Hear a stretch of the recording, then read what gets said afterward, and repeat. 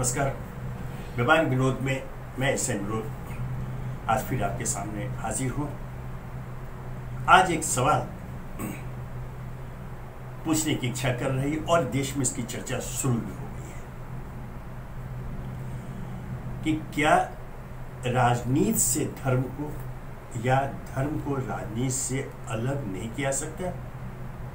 यह सवाल उठा है। पिछले दिन भारत के सर्वोच्च न्यायालय में एक याचिका की सुनवाई के दौरान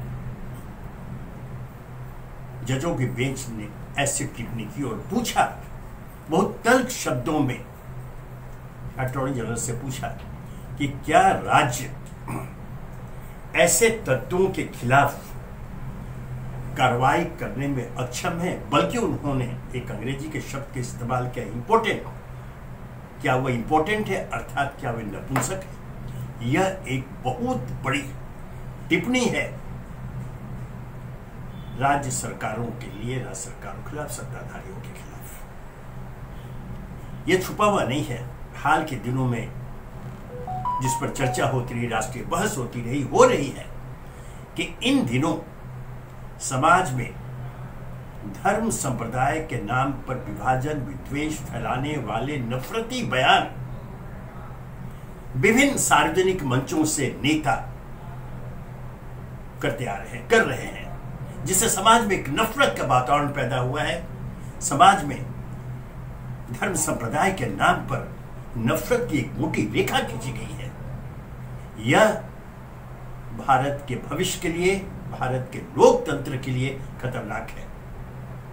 सुप्रीम कोर्ट को सैल्यूट कि उन्होंने इसका संज्ञान लिया और इस पर कड़ी टिप्पणी की। सुप्रीम कोर्ट ने दो टूक कहा कि धर्म को राजनीति से अलग कर दें। ऐसे बयान स्वतः बंद हो जाएंगे, ऐसे कृत्य दोहराए नहीं जा सकेंगे। अर्थात धर्म और राजनीति का घालमेल जिस पर आपत्ति देश के विचारक करते आए हैं, यह लोकतंत्र के लिए खतरा साबित होने जा रहा है, हो रहा है। कई अवसरों पर इसकी चर्चा हो चुकी है। हम भी इस कार्यक्रम में चर्चा कर चुके हैं कि आज समाज में धर्म संप्रदाय के नाम पर जो विद्वेष फैलाया जा रहा है, एक षड्यंत्र की तरह फैलाया जा रहा है। मूल मुद्दों से, जनहित संबंधी मुद्दों से लोगों का ध्यान भटकाने के लिए समाज में नफरत के बीज बोए जा रहे हैं। भाई भाई के बीच नफरत की दीवार खड़ी जा रही है, उन्हें लड़वाने की कोशिश की जा रही है। ऐसे तत्व लोकतंत्र हितकारी तो हो ही नहीं सकते, लोकतंत्र हित चिंतक तो हो ही नहीं सकते। ये देश विरोधी, देश विद्रोही आचरण वाले तत्व हैं। इन्हें राजनीतिक कहलाने का कोई हक नहीं है। सुप्रीम कोर्ट की टिप्पणी के बाद क्या हम ये आशा करें कि विभिन्न राजदल, उनके नेता इस दिशा में पहल करेंगे, अपने नेताओं, अपने कार्यकर्ताओं को नेतृत्व चेतावनी देगा, बल्कि रोकेगा कि वे इस तरह के नफरती बयान से बचे, ऐसे नहीं दिया करें।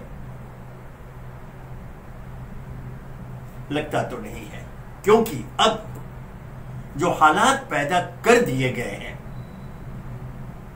उससे तो ऐसा नहीं लगता कि कोई राजदल आगे आकर व्यवहार के स्तर पर इन पर अंकुश लगाने की दिशा में पहल करेगा। क्योंकि अब यह वोट बैंक की राजनीति है। यह शर्मनाक है, बल्कि खतरनाक है हमारे देश के लिए, हमारे लोकतंत्र के लिए, कि हाल के दिनों में इन नफरती बयानों के कारण समाज के सोचने की दशा और दिशा बदल गई है। अब सिर्फ वोट वोट और वोट की राजनीति कर रहे हैं। उन्हें कोई चिंता नहीं है कि समाज में क्या होगा। समाज में सांप्रदायिक विद्वेष पैदा हो रहा है, भाई भाई से लड़ने को तैयार है, उनके गर्दन काटने को तैयार है। सार्वजनिक मंचों से खुलेआम ऐसे बयान दिए जाते रहे हैं। यह प्रमाण है कि देश में विभाजक शक्तियां सक्रिय हैं और यह सत्ता की जिम्मेदारी है कि इन शक्तियों पर अंकुश लगाए, उनकी पहचान करे, उन्हें जेलों के पीछे भेजे, उन्हें शिक्षों के पीछे भेजे। अगर लोकतंत्र को सुरक्षित रखना है तब सुप्रीम कोर्ट ने इस मामले में सुनवाई करते हुए एक और बात स्पष्ट कर दी कि भारत, उसने कहा कि भारत एक धर्मनिरपेक्ष राष्ट्र है। यहां ऐसे तत्वों को तरजीह नहीं दी जा सकती जो सांप्रदायिक आधार पर समाज का विभाजन करना चाहते हैं। बहुत तल्ख शब्दों में सुप्रीम कोर्ट की टिप्पणी कलाई है। इसलिए आज देश के विचारक, राजनीतिक विश्लेषक इस पर चर्चा कर रहे हैं। अभी भी मौका है, और चूंकि यह पूरे देश का बात है, पूरे राष्ट्र भारत देश का मामला है, किसी एक राजदल की बात नहीं है। यह भारतीय लोकतंत्र की मजबूत नींव को सुरक्षित रखने की दिशा में कदम होगा अगर विभिन्न राजदल ऐसे नफरती बयानों से बचे, क्योंकि सार्वजनिक मंचों से जब ऐसी बातें की जाती हैं तो उसका सीधा संदेश दूर दूर तक समाज में लोगों के बीच पहुंचता है।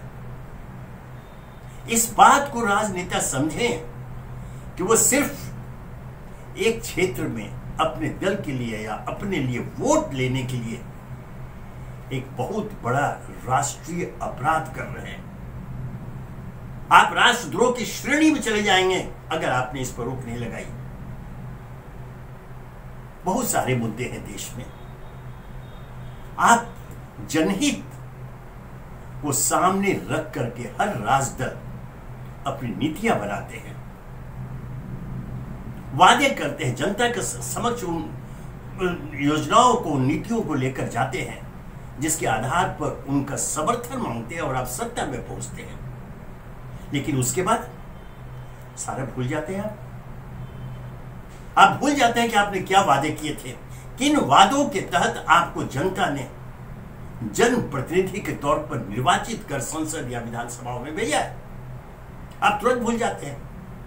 और यही कारण है कि समाज के अंदर तब एक अराजक स्थिति पैदा होती है, और इससे बचने के लिए, अपने ऊपर तोहमत से बचने के लिए आप धर्म संप्रदाय के आधार पर समाज को बांटने की कार्रवाई शुरू कर देते हैं। यही कारण है कि सुप्रीम कोर्ट ने कहा कि धर्म को समाज राजनीति से अलग कर दीजिए, राजनीति को धर्म से अलग कर दीजिए, स्वतः इन पर लगाम लग जाएगा।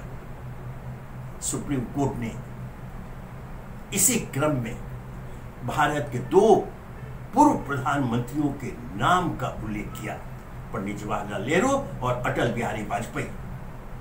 ध्यान रखें, यह सर्वोच्च न्यायालय की बेंच से टिप्पणी आती है कि पंडित जवाहरलाल नेहरू और अटल बिहारी वाजपेयी जैसे भी प्रधानमंत्री राजनेता थे जिनको सुनने के लिए दूर दराज से लोग आया करते थे। अर्थात उनके शब्दों का इतना महत्व था, उनके शब्दों का इतना प्रभाव पड़ता था, इसलिए कि उनके वे शब्द जनहित में, राष्ट्रहित में वाचित किए जाते थे, व्यक्तिगत या राजदल के हित में नहीं। नेहरू जी और अटल जी का नाम सर्वोच्च न्यायालय ने लेकर आज देश के तमाम वर्ग को यह सोचने पर मजबूर कर दिया है कि राजनीति से पृथक अलग देश के विषय में जब सोचने की बात आती है,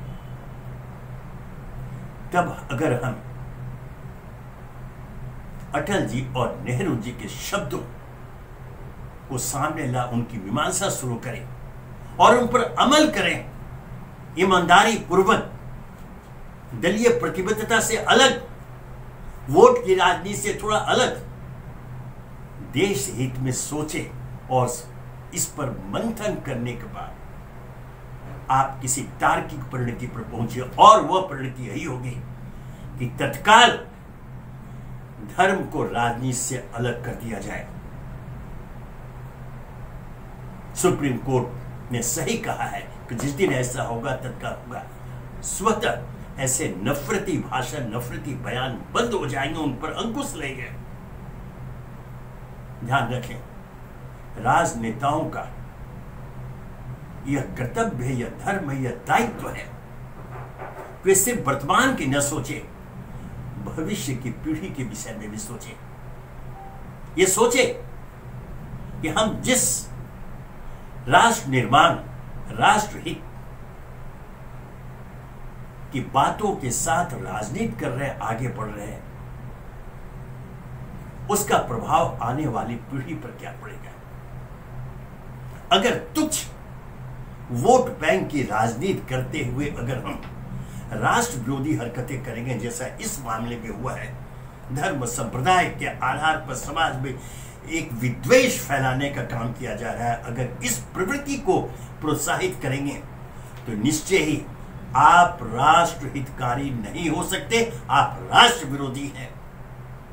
और वो शासन प्रशासन, जिस पर सुप्रीम कोर्ट ने कहा है कि वो नपुंसक है जो ऐसे तत्वों के खिलाफ कार्रवाई नहीं कर रहे हैं, यह बहुत ही कड़ी टिप्पणी है। इसलिए समय रहते सभी राजदल इस मुद्दे पर एक मंच पर एक साथ बैठकर चिंतन मनन करें। यह राष्ट्रहित में होगा। राष्ट्र सर्वोपरि है, व्यक्ति और राजदल बाद में आते हैं। पहले राष्ट्र को सुरक्षित रखें। जब राष्ट्र सुरक्षित रहेगा तभी कोई राजदल सत्ता के लिए और सत्ता में जाने के बाद स्वयं को जनहित में कदम डाल करते दिखाने के लिए कदम उठा पाएगी। यह आवश्यक है। हाल के दिनों में जब यह देखा जाता है कि सारे लगभग कुछ अपवाद छोड़ दें तो अपने दलीय हित में राजनेता, क्या छोटे क्या बड़े, अत्यंत ही उकसाने वाले नफरती बयान दिया करते हैं। उनके भाषणों को देख लीजिए, वो आह्वान करते हैं सीधे सीधे, कई मिसाल मिल जाएंगे। धर्म के आधार पर, संप्रदाय के आधार पर नफरत फैलाने वाले उनके बयान से समाज में एक आक्रोश पैदा होता है। परस्पर धर्म संप्रदाय के आलोक में नफरत के बीज जो बोए जाते हैं, उन्हें पलवित होते देखने की कोशिश भी कोई न करे। भारत एक ऐसा देश है जिसको विश्व में हर लोग, हर व्यक्ति, हर देश, क्या छोटा क्या बड़ा, अब एक सम्मानीय अनुकरणीय देश के रूप में, राष्ट्र के रूप में देखता है। यह यूं नहीं है कि आज हम हर क्षेत्र में विकास के मार्ग पर तेजी से अग्रसर हैं। क्या कृषि, क्या शिक्षा, क्या चिकित्सा, क्या विज्ञान, हर क्षेत्र में भारत आज मजबूती से आगे बढ़ रहा है और यह दावा कर सकता है कि हमारा यह विकास अप्रतिम है, अनुकरणीय है। ऐसे में जब इन नफरती बयानों की बात आती है राजनेताओं की तरफ से, राजदलों की तरफ से, जब धर्म और राजनीति के घाल मेल में कुछ ऐसे नेता सार्वजनिक मंचों से बयान देने लगते हैं, समाज को उकसाते हैं, धर्म संप्रदाय के नाम पर नफरत पैदा करते हैं, तो उनके खिलाफ तत्काल कार्रवाई होनी चाहिए। सुप्रीम कोर्ट ने जो चुनौती दी है शासन को, उन्हें नपुंसक बताया है,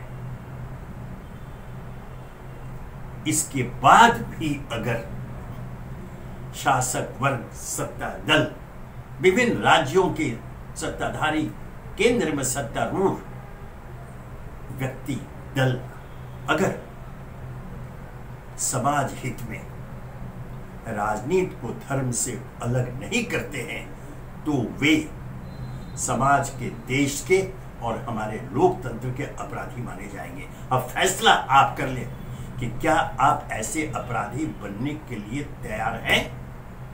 आने वाली पीढ़ी ऐसी स्थिति में आपको कभी क्षमा नहीं करेगी। उनके लिए कुछ आदर्श छोड़ जाएं, जिस गर्व से हम अपने भारत राष्ट्र को धर्मनिरपेक्ष बताते हैं, जहां विभिन्न धर्म संप्रदायों को अपने अपनी आस्था विश्वास के अनुसार पूजा अर्चना की छूट है। समाज में आप देखेंगे क्या ईद, क्या दिवाली, क्या दशहरा, क्या होली, हर धर्म संप्रदाय एक दूसरे के साथ गले मिल करके परस्पर भाईचारा का वातावरण पैदा करते हैं।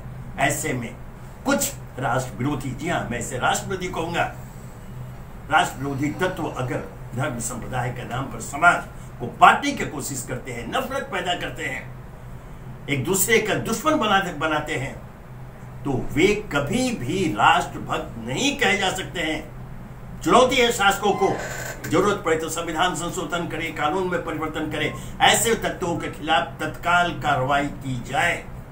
सुप्रीम कोर्ट के बातों का संज्ञान ले राजदल, विशेषकर सत्तारूढ़ दल, विभिन्न राज्यों के शासक और केंद्र में शासक कि सुप्रीम कोर्ट के शब्दों का संज्ञान लेते हुए स्वयं को नपुंसक तो साबित नहीं होने देंगे। काम करने वाले नेता के रूप में स्वयं को स्थापित कर रहे, काम करने वाली सरकार के रूप में स्वयं को स्थापित करें, तब इतिहास के पन्नों में आपका नाम स्वर्ण अक्षरों में लिखा जाएगा, अन्यथा आपका नाम, क्षमा करेंगे इस शब्द के लिए, लेकिन चूंकि सुप्रीम कोर्ट ने ऐसी टिप्पणी की है, उद्धृत कर रहा हूं कि अगर ऐसा आप नहीं करते हैं तो आपका नाम नपुंसकों की श्रेणी में रख दिया जाएगा। अगर आपको यह स्वीकार्य है, अगर आप इसके लिए तैयार हैं, फिर कुछ कहने की आवश्यकता नहीं, आप अपने करते रहिए। देश की जनता, देश की अदालत एक दिन आपको इसका जवाब दे देगी। धन्यवाद।